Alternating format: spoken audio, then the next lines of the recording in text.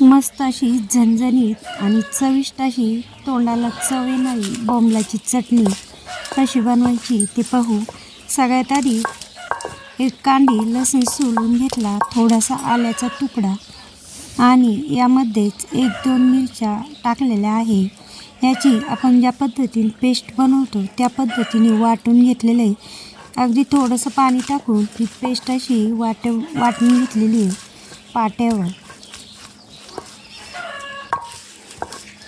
आता मिक्सरच्या भांड्यात जशी होती तशी अशी एकदम मऊ व्हायची नाही, पण पाट्यावरची चव ही एकदमच मस्त लागते.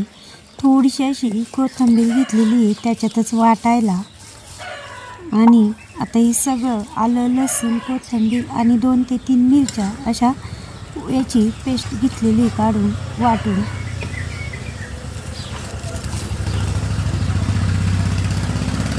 आता ही पेस्ट वाटून तशीच पाट्यावर ठेवलेली आहे. एका ठिकाणी गोळा केली. आता कढाई ठेवली. कढाईमध्ये थोडंसं 1 ग्लास पाणी उकळायला ठेवलं. आता हे बोंबील घेतलेले आहे. आता बोंबलाची चटणी किती बनवायची त्या अंदाजाने या ठिकाणी बोंबील घेतलेले आहे. आता हे बोंबील सगळ्यात आधी भाजी बनवू किंवा चटणी बनवू, पण हे बोंबील मी एकदम पाण्याने स्वच्छ असे धुवून घेतलेले आहे.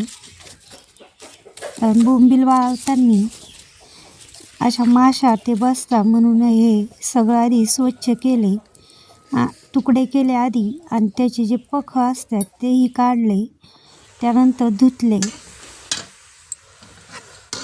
आणि आता याला 5 मिनटं फक्त शिजून दिलेले आहे. आता शिजले कशावरून तर हे बोंबील जे आहे ते थोडेसे फुगलेले आहे आणि थोडंसं पाणी तसंच ठेवलं. आता हे पाणी टाकून न देता, बोंबील शिजवलेलं पाणी टाकून न देता तसंच ठेवलं. आता हे शिजलेले बोंबील आणि पाणी एका प्लेटीत काढून ठेवलं आणि त्याच कढाईमध्ये मी 1 ते 2 चमचे तेल टाकलं. तेलही जास्त न टाकता कमी तेलातच बनवायचं. या ठिकाणी 2 मोठे साईजचे कांदे कापलेले आहे. आता हे जे सगळं साहित्य घेत आहोत ते बोंबलाची चटणी किती बनवायची त्या अंदाजात घेतलेलं आहे. आता 2 मोठे साईजचे या पद्धतीने एकदम बारीक असे कांदे कापलेला आहे. तो थोडासा गुलाबी असा झाला की त्यामध्ये हा जे टोमॅटो आहे तो टाकलेला आहे. आता 2 कांद्यासाठी 1 मोठा साईजचा टोमॅटो कापून घेतला. तोही एकदम बारीक असा कापलेला आहे. टोमॅटो शिजण्यासाठी त्यामध्ये मीठ टाकू. आता बोंबलाची भाजी किंवा चटणी बनवताना बोंबलाला आधीच मीठ असतं, म्हणून मीठ टाकताना थोडंसं अंदाज घे, थोडंसं कमीच टाकलेलं आहे. मिठामुळे टोमॅटो हा पटकन शिजला जातो. आता यामध्ये हळद टाकलेली आहे 1 चमचा धनापूड. आता हे पुन्हा व्यवस्थित असं कांदा टोमॅटोमध्ये शिजवून घेतली आणि आता ही जी पेस्ट केलेली आहे तीही या कांदा टोमॅटोत परतून घेतलेली आहे.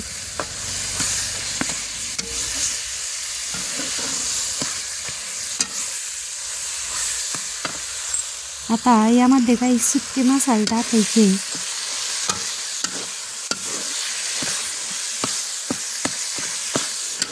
आणि याआधी ही जी पेस्ट आहे कांदा टोमॅटोची पुन्हा अशी शिजवून घेतलेला आहे. कांदा टोमॅटो त्याची पेस्ट झाली पाहिजेत अशा,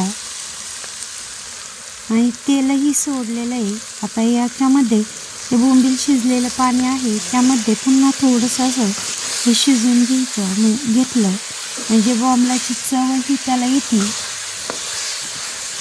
आणि मसालाही छान असा एकजीव होतो शिजून आला.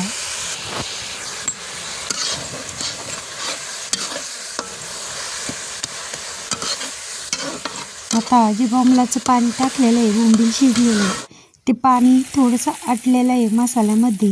आता हे सुके मसाले 1 चमचा मोठा पोह्याचा चमचा, कांदा लसूणची चटणी आणि अगदी थोडासा छोटा मसाल्याच्या डब्यातला लाल तिखट आणि कापलेली कोथिंबीर एवढं टाकलेलं आहे पुन्हा. आता लाल तिखट मी थोडंसं कमीच टाकलं कारण मिरच्या आपण वाटून टाकलेलं आहे. आणि कांदा लसूण मसाला म्हणजे कांदा लसूण चटणी ही टाकलेली आहे. बाकी कोणतेही मसाले टाकलेले नाही. आता हे जे शिजवलेले बोंबील आणि थोडंसं जे काही पाणी आहे त्याचं ते यामध्ये मसाल्यामध्ये टाकलं आहे.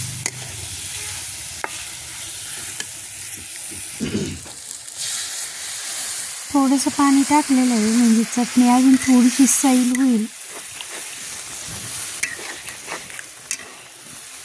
त्याला 2 ते 3 मिनटं पुन्हा थोडंसं शिजून दिलं. बोंबील थोडेसे कच्चे होते तेही शिजले आणि अशा पद्धतीने बोंबलाची मस्त अशी चविष्ट कमी साहित्यात कमी वेळेत अशी बोंबलाची चटणी झालेली आहे.